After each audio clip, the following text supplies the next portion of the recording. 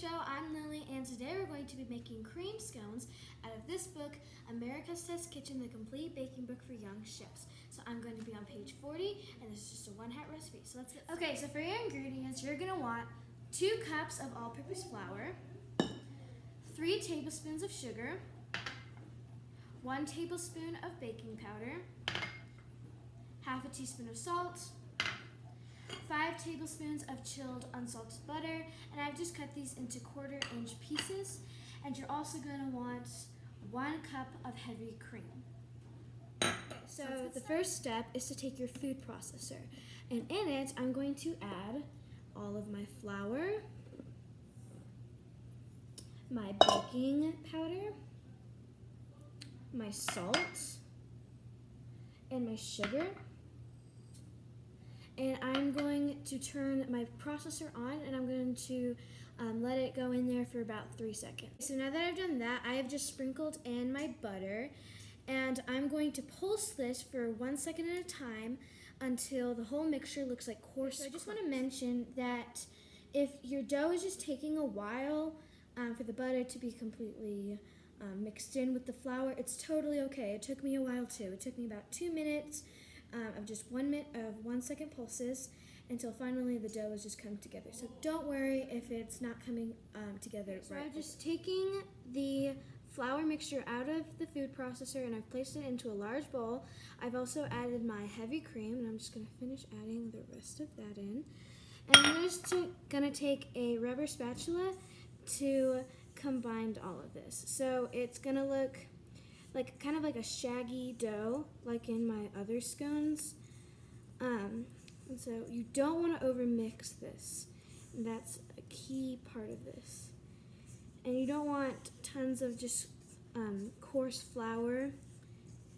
I'm just going to continue this. And it's going to look pretty rough, just these big chunks of it. And I'm just doing this until there's no coarse flour left on the bottom of the bowl. And so I'm just turning the bottom of it until all of the flour has been combined with the heavy cream. So it's going to look something like this. Now I'm just going to take the dough and I'm going to scrape it onto a clean and dry counter. Now I'm just going to use my hands to pat the dough so that it can come together. And just going to gently do this and make all of the crumbs come together. And then once it's all firm and there's not many crumbs, I'm just going to use my fingers to press it out. And then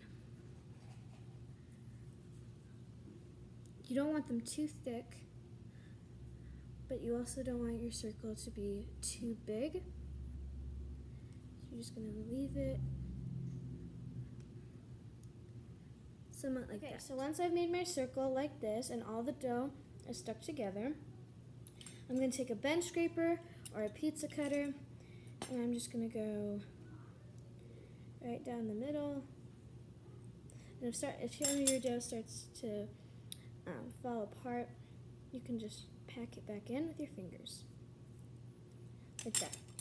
And then cut it again, and it stays together. I'm going to go down this way now. And then this way.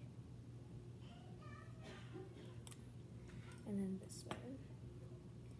And you should have about 8. So when I'm done, I've taken a baking sheet and I've lined it with parchment paper. If you don't have parchment paper, what I've done in the past is I've used cooking spray, and I've sprayed the pan really well to bake these with. So yeah, now I'm just going to take my bench scraper or pizza roller, and I'm just going to slide under each one.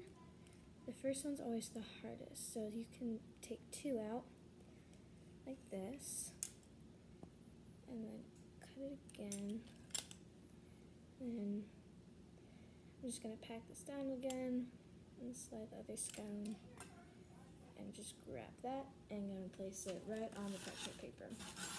And your scones should each be pretty well apart so that they don't sink into each other when they're baking. So you're going to continue this until all your scones are placed on the parchment. So I've gotten all my scones onto the parchment paper, and I'm going to bake these at 425 degrees for 10 to 14 minutes until the tops are light brown. The scones once they're done. Hey guys, thanks for watching this video. If you want to subscribe to this channel, click the link below.